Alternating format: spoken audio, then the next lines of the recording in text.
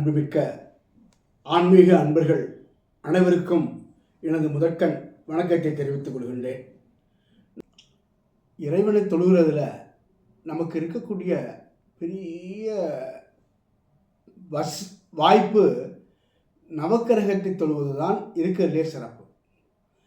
ஏன் அப்படி சொல்கிறேன் அப்படின்னு கேட்டிங்கன்னா, நவக்கிரகங்கள் தான் இன்றைக்கி நம்ம வாழ்க்கையில் ஏதோ ஒரு பிரச்சனைன்னு வச்சுக்கோங்களேன், உடனே எங்கே போகிறீங்க? ஜோசியத்தை போகிறீங்க. ஜோசியர் என்ன சொல்கிறாரு?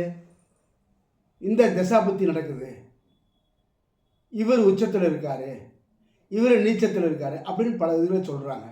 9 கிரகங்களும் 12 ராசிகளும் 27 நட்சத்திரங்களும் அடங்கிய இந்த ஜோதிய சாஸ்திரத்தில் என்ன சொல்லப்படுதுன்னு கேட்டிங்கன்னா, நவக்கிரகத்தினுடைய தசாபுத்திகள் தான் தீர்மானிக்குது. அவர் தான் நம்ம வாழ்க்கையுடைய டிரைவர். இப்போ சூரிய தசை நடக்குதுன்னா சூரியன் தான் டிரைவர், சந்திர தசை நடக்குதுன்னா சந்திரன் தான் டிரைவர். அப்போ நவக்கிரகங்களை தொழுவது நம்முடைய வாழ்க்கையில் மிகப்பெரிய வரப்பிரசாதம். ஞானசம்பந்தர் நவகோள் மகிழ்ந்து நன்மை அளித்திருங்கள் அப்படின்னு சொல்கிறார். ஞானசம்பந்தருடைய ஒரு அற்புதமான கோளறு பதிகத்தில் மிக அழகாக சொல்லியிருக்கிறார். இப்போ நவக்கிரகத்தில் இருக்கக்கூடிய அந்த தெய்வங்களை தொழுவதில் நம்மகிட்ட இருக்கக்கூடிய ஒரு பெரிய ஒரு சில பக்தர்கள் நல்லபடியாக தொழுகிறாங்க. ஒரு சிலர் நவக்கிரகத்துக்கு கோயிலுக்கு போனால் நவக்கிரகத்தை பார்த்து பயப்படுறவங்களும் இருக்காங்க.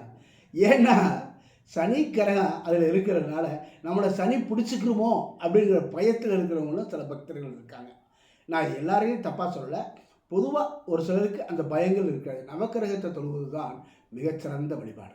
இதில் இன்னொரு சிறப்பு என்னான்னு கேட்டிங்கன்னா, நம்ம இப்போ கோயிலுக்கு போனோம்னா இறைவன் சன்னதி, தாயார் சன்னதி அப்படின்னு நின்றுருக்கோம். எல்லா கோயில்களுமே பார்த்துருப்போம். தாயாரை தொழுகிறோம்.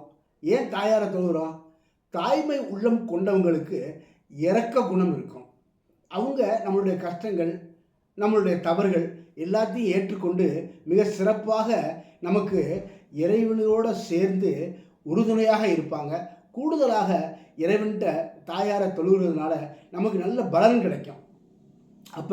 அப்படின்னா என்ன சொல்ல வர்றீங்க அப்படின்னு கேட்குறீங்க. நவக்கிரகங்களை மட்டும் தொழுகிறோம். அவங்களுடைய மனைவிகளை பலருக்கு தெரிஞ்சிருக்க வாய்ப்பு இருக்கவே இருக்காது. பலர் கோயில்கள்லையுமே நவக்கிரகங்களை தான் வச்சுருப்பாங்க, ஒரு சில கோயில்களை தவிர. அங்கே அவங்க மனைவியோடு இருக்கக்கூடிய பல நவக்கிரகங்களை பார்த்து நாம் தொழுக முடியுமா? முடியாது. அப்போ வாய்ப்பு கிடைக்கிறத மட்டுமே பயன்படுத்தணும். அப்போ மனதளவில் அவங்களுடைய மனைவியும் சேர்த்து நம்ம தொழுதோம்னா நல்ல பலன் நமக்கு கிடைக்கும். சூரியனார் இருக்கார், அவருக்கு 2 மனைவி. சந்திரனார் இருக்கார், 2 மனைவி. சூரியனுக்கு அடுத்து சந்திரன், சந்திரனுக்கு அடுத்து செவ்வாய், புதன், வியாழன், சுக்கிரன், சனி, ராகு, கேது. இப்போ நவக்கிரகங்களையும் பார்க்குறோம். அப்போ நவக்கிரகங்களையும் பார்க்கும்போது அவங்க மனைவியும் சேர்த்து நம்ம வழிபடும் பொழுது நமக்கு நல்ல பலன் கிடைக்கும் என்பதை இந்த சேனலில் உங்கள்கிட்ட தொடர்ந்து சொல்ல நான் கடமைப்பட்டிருக்கேன். தொடர்ந்து OMG சேனலை சப்ஸ்கிரைப் பண்ணுங்கள், ஆதரவு கொடுங்க. இன்னும் பல தகவல்கள் உங்கள்கிட்ட நான் சொல்கிறதுக்கு நிறைய வாய்ப்புகள் ஏற்படுங்கிறத இந்த சந்தர்ப்பத்தில் நான் உங்கள்கிட்ட கூறிக்கொள்கிறத ரொம்ப கடமைப்பட்டிருக்கேன்.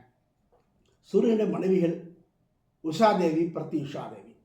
சந்திரன் ரோகிணி, கார்த்திகை. செவ்வாய் சக்தி தேவி. புதன் ஞானசக்தி.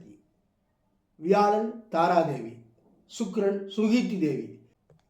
ராகு பகவான் சிங்கி தேவி. கேது பகவான் சந்திரலேகா.